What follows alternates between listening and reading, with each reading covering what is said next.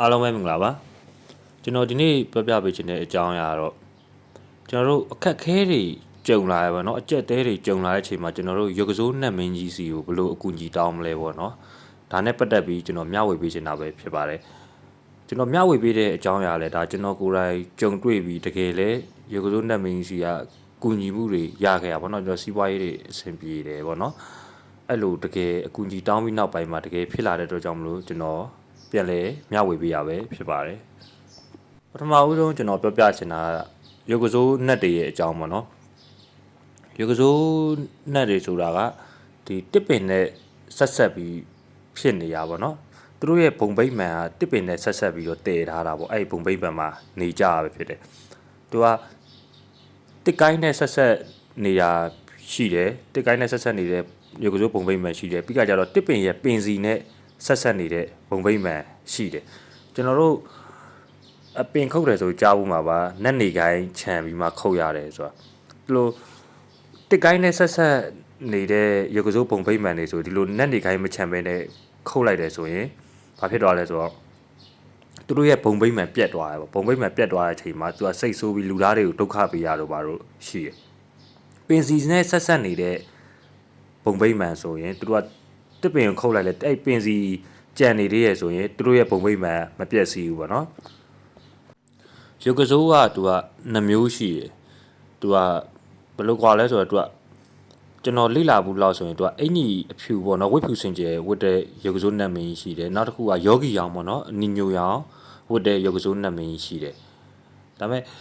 ယောဂီရောင်ဝတ်တဲ့ရုပ်ကစိုးနှက်မင်းကြီးကပို့ပြီးတော့ကျန်းတယ်လို့ကျွန်တော်လေ့လာမတားဘူးရနော်ကျွန်တော်စာအုပ်တွေမှာဖတ်ရှုဘူးပါပေါ့ရုပ်ကစိုးနှက်တွေကကျွန်တော်တို့လူသားတွေနဲ့အနည်းဆုံးမှရှိတဲ့နှက်တွေပေါ့နော်သူတို့ကလူသားတွေကိုသူတို့ကအကူအညီတောင်းရင်ကူညီပေးတယ်သူတို့အနောက်ဆက်သွားပေးရဆိုလဲသူတို့ကဒုက္ခပေးရပြီလို့ရှိတယ်နော်သူတို့မကြိုက်တဲ့အရာတွေတွားလုပ်တယ်ပေါ့နော်သူတို့တစ်ပင်ဘုံဗိဗ္ဗန်နာမှာသူတို့ရုပ်ကစိုးရှိရဆိုလဲတစ်ပင်မှာကျွန်တော်တို့အပေါ့အလေးတွားတို့ကျွန်တော်တစ်ပင်တွေခုတ်ပစ်တာတို့ဒီလိုမျိုးဆိုရင်သူတို့ကလည်းလူသားတွေကိုပြန်ပြီးတော့ဒုက္ခပေးတယ်သူတို့ကအကူအညီလဲပေးတယ်သူတို့တွားနောက်ဆက်တယ်ဆိုရင်လည်းသူတို့ကဒုက္ခပေးတတ်တယ်ပေါ့နော်ဒီပုံဟာဆိုရင်တော့ကျွန်တော်ရုပ်ကစိုးနှက်မင်းစီမှာအကူအညီတွားတောင်းတော့ကကျွန်တော်ရိုက်ထားတဲ့ဓာတ်ပုံပဲဖြစ်ပါတယ်ရုပ်ကစိုးနှက်မင်းစီမှာအကူအညီတွားတောင်းရမယ့်နီလန်းတွေကိုကျွန်တော်ပြောပြမယ်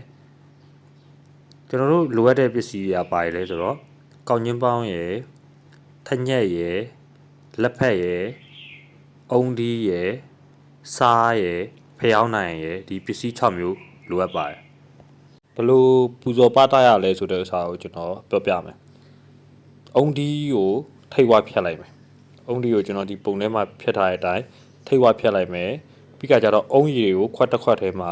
ထည့်လိုက်မယ်။အဲ့ထိတ်ဝါဖြတ်ထားတဲ့အုံဒီအထဲကိုစားတွေအပြည့်တိတ်လိုက်ပဲပေါ့နော်။အမှအုံဒီရပြီ။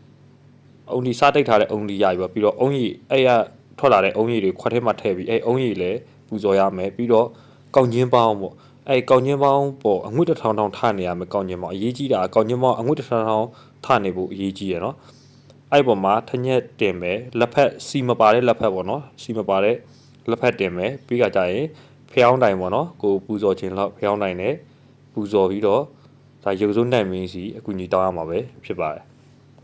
ဘယ်လိုအကူအညီတောင်းရမလဲဆိုတာကိုကျွန်တော်ပြောပြပေးမယ်နော်အမှပြောရမယ့်စကားရှိတယ်အဲ့လိုပူဇော်ပါတာပြီးသွားပြီဆိုရင်ရုပ်ကစိုးနှက်မင်းကြီးကိုအတန်ထွက်ပြီးပြောရမယ်အဖရုပ်ကစိုးနှက်မင်းကြီးတားတော်သမီးတော်ကိုစီးပွားရေးတိုးတက်အောင်ကူညီပေးပါပေါ့ဥပမာတပတ်အတွင်းဒီအခက်အခဲတွေကကြော်ဖြတ်နိုင်အောင်ကူညီပေးပါပေါ့ဒီလိုပြောရမယ်ဒီလိုအကူအညီတွေရလာတဲ့အခါကျရင်လည်းအဖရုပ်ကစိုးနှက်မင်းကြီးအတွက်ရည်စူးပြီးတော့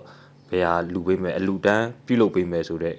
ကြောင်းအရာကိုလည်းပြောရမှာဖြစ်ပါတယ်ငွေကြေးနဲ့ပတ်သက်ပြီးအကူအညီတောင်းတဲ့ချိန်မှာအမောင့်ကိုအတိအကျထည့်ပြီးပြောလို့ရအောင်ဥပမာတပတ်အတွင်း300ရအောင်ကူညီပေးပါဆိုတော့သူကတပတ်အတွင်း300ရလိမ့်မယ်သူရအောင်ကူညီပေးလိမ့်မယ်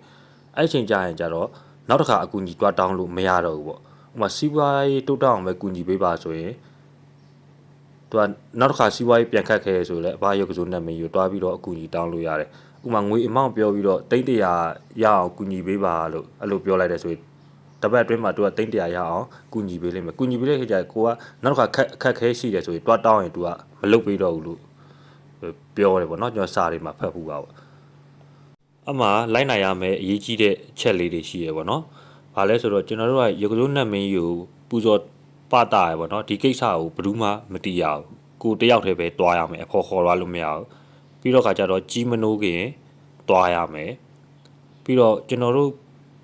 ပူဇော်တဲ့ကောက်ညင်းပေါင်းကရေကစိုးရှိတဲ့အပင်အောက်ရောက်ရင်အငွေ့တစ်ထောင်ထောင်ထနေရမယ်အခါကျမှရေကစိုးနတ်မင်းကြီးကမျက်လုံးပွင့်လာမှာကောက်ညင်းပေါင်းအနက်နဲ့အငွေ့ကိုတွေးပြီးကြကြပါမဟုတ်ဘူးဆိုရင်သူကအငွေ့တစ်ထောင်ထောင်မထဘူးဆိုရင်ရေကစိုးနတ်မင်းကြီးကကိုတွားပူဇော်ပတာကိုလည်းတိမှာမဟုတ်ပြီးတော့အကူကြီးတောင်းတဲ့နေရာမှာအတန်ကြဲကြဲနဲ့ပြောရမယ်တစ်ပင်မှာရှိတယ်ပေါ့နော်ရေကစိုးနတ်မင်းကြီးကသူကအသက်ကြီးနေပြီဆိုရင်သူတို့ကနားတွေပါတိတ်မကြရတော့ဘူးလို့စာထဲမှာဖတ်ဘူးလေအဲ့အတွက်ကြောင့်မလို့ဒီကျွန်တော်ခုနပြောထားတဲ့အချက်တွေကအရေးကြီးရပေါ့နော်ဒီကိစ္စလုပ်မယ်ဆိုရင်ဒါလေးတွေလိုက်နာဖို့တော့လိုတယ်နောက်တစ်ခုကဘာအရေးကြီးလဲဆိုတော့ကိုပူဇော်ပါတာဟိုတွားတဲ့တစ်ပင်ပေါ့နော်အဲ့တစ်ပင်ကရေကစိုးရှိတဲ့တစ်ပင်ဖြစ်နေဖို့အရေးကြီးရရေကစိုးမရှိတဲ့တစ်ပင်မှာတွားပြီးအကူကြီးတောင်းတယ်ဆိုရင်လည်းဘာမှအကျိုးရလက်ရမှာမဟုတ်ဘူးပေါ့နော်အဲ့ဒါကြောင့်မို့ရေကစိုးဘယ်အပင်မှာရေကစိုးရှိလောက်လဲဆိုတာတစ်ပင်အကြီးတွေပေါ့နော်ထင်ရှားတဲ့တစ်ပင်တွေမှာဒါရေကစိုးနတ်မင်းကြီးတွေရှိတယ်မြို့တစ်မြို့ရဲ့အထင်ကြီးတစ်ပင်တွေတစ်ပင်အရန်ကြီးတဲ့အရာတွေဒီတစ်ပင်တွေမှာတချို့ဆိုရင်ဟိုလိုရေကစိုးနတ်ကွန်းလေးတွေထားတဲ့တစ်ပင်တွေမှာဆိုရင်လည်းဒါရေကစိုးနတ်မင်းကြီးရှိတယ်ပေါ့ရေကစိုးနတ်မင်းကြီးကိုဒီလိုပူဇော်ပတ်တာတဲ့နေရာမှာတချို့ကြတော့တခါတည်းနဲ့အဆင်ပြေသွားတယ်လို့ပြောတယ်ပေါ့တချို့ကကြတော့လေ3-4ခါတွားပြီးတော့လှုပ်ရတယ်အပင်တွေပါတွေပြောင်းပြီးတော့လှုပ်ရတယ်လို့ပြောတယ်ပေါ့နော်ကျွန်တော်ကတော့တခါပဲအကူကြီးတွားတောင်းတယ်အဲ့မှာကျွန်တော်10ရက်လောက်နေတော့ကျွန်တော်အခက်ခဲတစ်ခုကိုကျွန်တော်ကြော်ဖြတ်နိုင်သွားတယ်ပေါ့နော်ဒါကျွန်တော်ရဲ့ကိုတွေးပေါ့နော်ကျွန်တော်ကိုတွေးအဆင်ပြေခဲ့တဲ့အရာကိုမိတ်ဆွေတို့လည်းအဆင်ပြေအောင်ဒါကျွန်တော်ပြန်လဲမျှဝေပေးရပါတော့ဥမာမိတ်ဆွေကတွားလှုပ်တယ်တွားလှုပ်တဲ့အချိန်မှာတခါတည်းနဲ့အဆင်မပြေဘူးဆိုရင်နောက်တပင်ပေါ့နော်အပင်တပင်ပြောင်းပြီးတော့နောက်တစ်ခါပြန်တွားလှုပ်ကြည့်ဖို့အတွက်ဘယ်လိုအကြံပေးခြင်းတယ်ပေါ့နော်ဥပမာကျွန်တော်ဒီတစ်ပတ်မှာဒီကျိုးစိုးရှိမယ်ဆိုတဲ့အပင်တပင်ကိုတွားပြီးတော့အကူကြီးတွားတောင်းတယ်ပေါ့နော်အဲ့ချိန်မှာမရဘူးပေါ့နော်ကျွန်တော်ဖြစ်မလားဆိုရင်နောက်အပင်တပင်ကိုတွားပြီးတော့အကူကြီးတောင်းပေါ့နော်အကူကြီးတွားတောင်းကြည့်ပေါ့နော်နောက်အပင်တပင်ရုပ်ကစိုးရှိမယ်ဆိုတဲ့အပင်တပင်မှာတွားပြီးတော့ပူဇော်ပတာပြီးတော့အကူကြီးထပ်တောင်းကြည့်ပေါ့တချို့ရုပ်ကစိုးတွေကလည်းကိုတောင်းတဲ့အကူကြီးကိုသူတို့ကကူညီခြင်းပေမဲ့လည်းသူတို့မစွမ်းနိုင်ဘူးဆိုရင်သူတို့ကလည်းကူညီလို့မရဘူးပေါ့နော်အဲ့တော့ကျွန်တော်နောက်ထပ်အပင်တပင်ကိုပြောင်းပြီးတော့တကိုးကြီးတဲ့ရုပ်ကစိုးနဲ့တွေ့ဖို့အတွက်လိုတယ်တကိုးကြီးတဲ့ရုပ်ကစိုးကမှပဲကျွန်တော်တို့တောင်းတဲ့အခက်ခဲကိုကူညီပေးနိုင်မှာပေါ့နော်အဲ့တော့ကြောင့်မလို့တခါနဲ့မရအောင်ဆိုရင်လည်းအဲ့လိုလက်မလျှော့နဲ့ပေါ့နော်နောက်တစ်ခါပေါ့နော်3ခါလောက်ထိတော့စူးစမ်းကြည့်ပေါ့ကျွန်တော်ကတော့တခါတည်းနဲ့အဆင်ပြေသွားရပေါ့နော်ကျွန်တော်ဗီဒီယိုကြည့်နေတဲ့မိတ်ဆွေတွေမှာလည်းအခက်ခဲအကျက်တဲတွေနဲ့ရင်ဆိုင်နေရတဲ့လူမျိုးပါခဲ့ရရှိရင်ဒီနီလန်းလေးကိုအတုံးပြုတ်ဖို့အတွက်ပေါ့နော်ဒီနီလန်းလေးကိုအတုံးပြုတ်ပြီးတော့ကျွန်တော်ရုပ်စိုးနတ်မင်းကြီးကိုပူဇော်ပတာဖို့အတွက်ကျွန်တော်အကြံပြုလိုပါတယ်ကျွန်တော်ကိုယ်တိုင်ကိုတွေ့လွတ်မြောက်မှုတဲ့အတွက်ကြောင့်မလို့မိတ်ဆွေတို့လည်းဒီနီလန်းလေးကိုမျှဝေပေးရပဲဖြစ်ပါတယ်ကျွန်တော်ဗီဒီယိုကိုအဆုံးထိကြည့်ရှုပေးရတဲ့အတွက်မိတ်ဆွေတို့ကိုကျေးဇူးတင်ပါတယ်ကျွန်တော်မိတ်ဆွေတွေလည်းအခက်ခဲအကျက်တဲတွေရှိနေတဲ့မိတ်ဆွေတွေရှိရင်အမြန်ဆုံးလွတ်မြောက်နိုင်ကြပါစေလို့ကျွန်တော်ဆုတောင်းပေးလိုက်ပါတယ်အားလုံးကျေးဇူးတင်ပါတယ်